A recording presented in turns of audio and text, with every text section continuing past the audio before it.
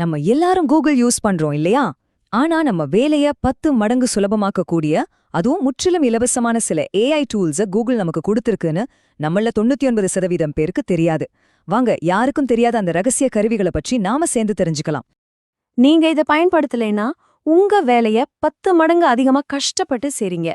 கேக்குறதுக்கு கொஞ்சம் அதிகமா தெரியலாம். ஆனா இது எவ்வளவு உண்மையா இருக்க போகுதுன்னு நீங்களே பார்க்க போறீங்க. இது வெறும் டூல்ஸ பற்றியது மட்டுமல்ல, நம்ம வேலை செய்யற முறையையே மாத்தி நம்ம நேரத்தை எப்படி மெச்சப்படுத்தலாம் என்பதே பற்றியது. இந்த முழு கண்டுபிடிப்பு பயணமும் எப்படி ஆரம்பிச்சது தெரியுமா? சும்மா இன்ஸ்டாகிராம் ஸ்க்ரோல் பண்ணிட்டு இருந்தப்போ வந்த ஒரே ஒரு விளம்பரத்துல இருந்து தான். சில நேரங்கள்ல இப்படி சின்னதா பாக்குற ஒரு விஷயம் ஒரு பெரிய புதிய உலகத்தையே நமக்கு திறந்து காட்டிடும். சரி, நம்ம பார்க்க போற முதல் கருவி உங்களுடைய எல்லா ஏஐ வேலைகளையும் ஒரே இடத்திலிருந்து கண்ட்ரோல் பண்ண போற ஒரு கமாண்ட் சென்டர். இத உங்க ஏஐ படைப்புகளுக்கான ஒரு ஹெட் குவார்ட்டர்ஸ்னு கூட சொல்லலாம். இதோட பேரு ஏஐ ஸ்டுடியோ. ஒரு விமானத்தோட காக்பிட் மாதிரி இது நினைச்சுக்கோங்க. இங்க தான் கூகுளோட சக்தி வாய்ந்த ஏஐ மூளைகள், அதாவது ஏஐ மாடல்ஸ் எல்லாம் ஒன்னு சேருது. நீங்க ஒரு கிரியேட்டரா இருந்தா உங்க புது ஐடியாஸ் ஒர்க் அவுட் ஆகுமா இல்லையான்னு ரொம்ப வேகமா டெஸ்ட் பண்ணி பார்க்க இது ஒரு அருமையான இடம். இந்த ஏஐ ஸ்டுடியோ ஏன் அவ்ளோ ஸ்பெஷல்னு கேக்குறீங்களா? முதல்ல இது ரொம்ப வேகமாவும் ஈஸியாவும் இருக்கு. ரெண்டாவது, பெரிய சாஃப்ட்வேர் மாதிரி எதையும் இன்ஸ்டால் பண்ண தேவையில்ல. யார் வேணும்னாலும் யூஸ் பண்ணலாம். கத்துக்கிறதுக்கும் ரொம்ப நேரம் ஆகாது. முக்கியமா எந்த தயக்கமும் இல்லாம உங்க புது ஐடியாக்களை டெஸ்ட் பண்ணி பார்க்க ஒரு பாதுகாப்பான விளையாட்டு மைதானம் மாதிரி இது. இந்த ஸ்டுடியோ பெரிய ஐடியாக்களுக்கு. ஆனா நாம தினமும் செய்யற சின்ன சின்ன திரும்ப திரும்ப வர போர் அடிக்கிற வேலைகள் இருக்கே, அதையெல்லாம் ஆட்டோமேட்டிக்கா செய்ய ஒரு அசிஸ்டன்ட் இருந்தா எப்படி இருக்கும்? அதுக்கு தான் இந்த ஜெமினி ஜெம்ஸ். முன்னாடி நாம கஷ்டப்பட்டு ரிப்போர்ட் டிராஃப்ட் எழுதுறது, 100 இமெயில்களை படிக்கிறதுன்னு செஞ்ச வேலைகளை இப்போ உங்களுக்காகவே ஒரு டிஜிட்டல் உதவியாளர் செஞ்சிடும். நீங்க என்ன செய்யணும்னு ஒரு முறை சொல்லிட்டா போதும், அது கத்துக்கிட்டு அந்த வேலைகளை அதுவே பாத்துக்கும். இதுக்கு பேர் தான் ஸ்மார்ட் டெலிகேஷன். இத பயன்படுத்தினவங்க என்ன சொல்றாங்கன்னா, ஒவ்வொரு ஜெம்மும் தூங்கவே தூங்காத ஒரு குட்டி அசிஸ்டன்ட் நம்ம கூடவே இருக்கிற மாதிரி ஒரு ஃபீல் கொடுத்துச்சு. யோசிச்சு பாருங்க, 24/7 உங்களுக்காக வேலை செய்யற ஒரு உதவியாளர் இருந்தா நம்ம ப்ரொடக்டிவிட்டி எங்கேயோ போயிடும். அடுத்ததா கிரியேட்டர்ஸ்க்கு ரொம்பவே பிடிச்ச ஒரு பகுதிக்கு வரும். எப்படி சில நொடிகள்ல ப்ரொஃபஷனல் குவாலிட்டியில படங்களையும் வீடியோக்களையும் உருவாக்குறதுன்னு பார்க்கலாம். இதுதான் உண்மையான மேஜிக் நடக்க போற இடம். முதல்ல நானோ பனானா. பேர் கொஞ்சம் ஃபன்னியா இருந்தாலும் இதோட வேலை ரொம்ப சீரியஸ். யூடியூப் தம்ப்நெயில்கள், புத்தக அட்டைகள், சோஷியல் மீடியா போஸ்டுகள்னு எல்லாத்துக்கும் தேவையான விஷுவல்ஸை இது சூப்பரா உருவாக்கி தரும். உதாரணத்துக்கு, ஒரு தம்ப்நெயில் டிசைன் பண்ண பழைய முறையில குறைஞ்சது 1/2 மணி நேரமாவது ஆகும். ஆனா இப்போ சில நிமிஷங்கள்ல 3 அருமையான ப்ரொஃபஷனலான ஆப்ஷன்ஸ் உங்க முன்னாடி வந்து நிக்கும். இது நம்ம நேரத்தை மிச்சப்படுத்துறது மட்டும் இல்ல, நம்ம மூளைய முக்கியமான கிரியேட்டிவ் வேலைகளுக்கு பயன்படுத்த ரொம்பவே உதவுது. இது வெறும் போட்டோக்களோட நிக்கல. லுமியர், வியோ 3.1 மாதிரியான கருவிகள் இருக்கு. நீங்க என்ன வேணும்னு சில வார்த்தைகள்ல டைப் பண்ணாலே போதும், அதுக்கு பேரு தான் ப்ராம்ப்ட். அதை வச்சே சினிமா தரத்துல வீடியோக்களை உருவாக்கி கொடுக்குது.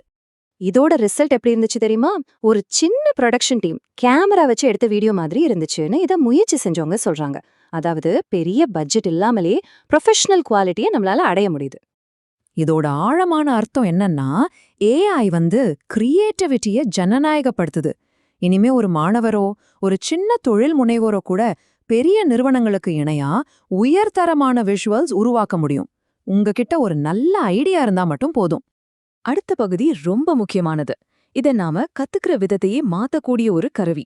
எவ்ளோ கடினமான விஷயமா இருந்தாலும் அதை எப்படி சுலபமா புரிஞ்சுக்கலான்னு இப்ப பார்க்கலாம்.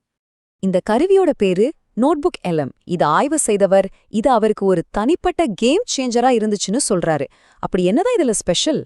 நோட்புக் எல்எம்ம ஒரு சூப்பர் மூளை மாதிரி கற்பனை பண்ணிக்கோங்க. நீங்க ஒரு 100 பக்க புத்தகத்தை கொடுத்தா அது படிச்சுட்டு முக்கியமான விஷயங்களை மட்டும் சுருக்கி ஒரு மைண்ட் மேப் போட்டு என் ஆடியோ வடிவுல கூட உங்களுக்கு விளக்கி சொல்லும். இது எப்படி வேலை செய்யுதுன்னு ஒரு உதாரணத்தோட பார்க்கலாம். ஒரு மாணவர் பரீட்சைக்கு படிக்கிறாருன்னு வச்சுக்கலாம். முதல்ல அவரோட நோட்ஸ பிடிஎஃபா அப்லோட் பண்றாரு. உடனே நோட்புக் எல்எம் அதிலிருந்து ஒரு ஆடியோ சுருக்கத்தை கொடுக்குது, அதை அவர் கேட்கலாம்.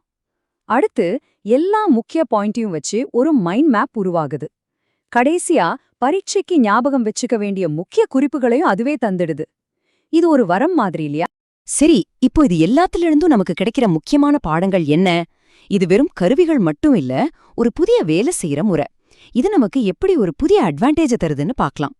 யோசிச்சு பாருங்க, முன்னாடி 1 மணி நேரம் எடுத்த வேலைகள் இப்போ வெறும் 5லிருந்து 10 நிமிஷத்துல முடியுது. இது உங்க ஒரு நாள்ல எவ்ளோ நேரத்தை மிச்சப்படுத்தும்? அந்த நேரத்தை நீங்க உண்மையிலேயே விரும்பும் விஷயங்கள்ல செலவழிக்கலாம்.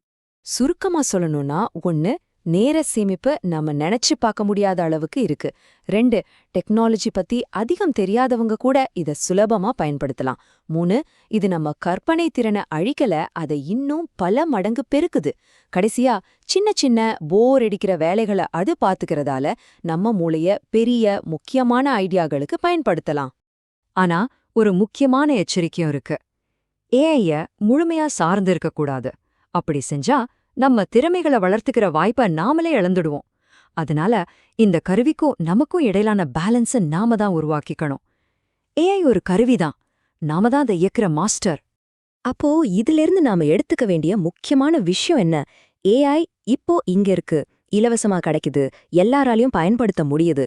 இத நாம முயற்சி செஞ்சு பார்க்காம இருக்கிறது மட்டும்தான் ஒரே தடை. கடைசியா ஒரே ஒரு கேள்வி.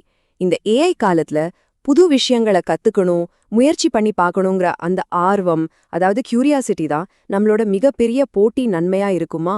இத பத்தி யோசிங்க.